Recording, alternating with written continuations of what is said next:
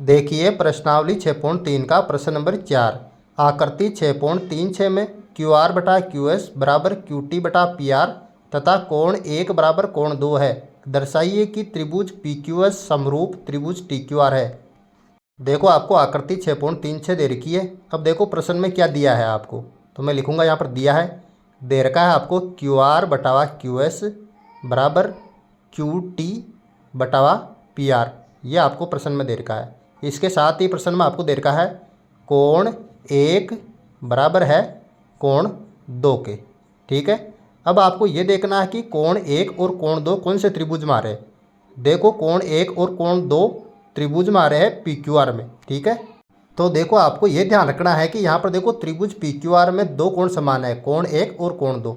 अगर ये दोनों कोण समान है तो इनकी जो सम्मुख भुजाएं होती है वो भी बराबर होगी। तो देखो कोण 1 के सम्मुख भुजा है यहाँ पर पी आर और कोण 2 की सम्मुख भुजा है यहाँ पर पी क्यू। तो यहाँ पर ये दोनों भुजाएं पी क्यू और पी आर भी यहाँ पर क्या होगी, बराबर होगी, क्योंकि एक समान कोणों की जो सम्मुख भुजाएं होती है त्रिभुज में वो बराबर होती है। तो मैं यहाँ पर नीचे लिख लूँगा, यहाँ पर पी आर बराबर होगी यहाँ पर पी क्यू के। ठीक है, और यहाँ पर ऊपर समीकरण 1 नाम दे दूंगा और नीचे समीकरण 2 नाम दे दूंगा। अब देखो सिद्ध क्या करना है आपको, देखो सिद्ध करना है आपको त्रिभुज पी क्यू एस समरूप है त्रिभुज टी क्यू आर के। ये जो है आपको सिद्ध करके बताना है। तो मैं यहाँ पर जो है लिख लेता हूँ उपपत्ति। ठीक है, अब देखो यहाँ पर देखो समीकरण 1 से ले रहा हूँ मैं। देखो समीकरण 1 से क्या ले रहा हूँ, क्यू आर बटा क्यू एस बराबर है क्यू टी और बटेवे के अंदर जो पी आर है, देखो बटेवे के अंदर जो पी आर है उसको पी क्यू लिख सकता हूँ। देखो समीकरण 2 से, क्योंकि समीकरण 2 में पी आर बराबर है पी क्यू के, तो मैं पी आर की जगह क्या लिख दूंगा, यहाँ पर पी क्यू लिख दूंगा। तो यहाँ पर क्या हो जाएगा, क्यू टी बटावा हो जाएगा पी क्यू। ठीक है, मैंने पी आर की जगह यहाँ पर पी क्यू लिख दिया समीकरण 2 से। तो यहाँ पर लिख दो समीकरण 1 व समीकरण 2 से।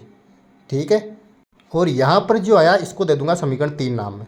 ठीक है, अब देखो त्रिभुज पी क्यू एस व त्रिभुज टी क्यू आर में, तो दोनों त्रिभुज मैंने चिन्हित कर दिए, इन दोनों में देखना है।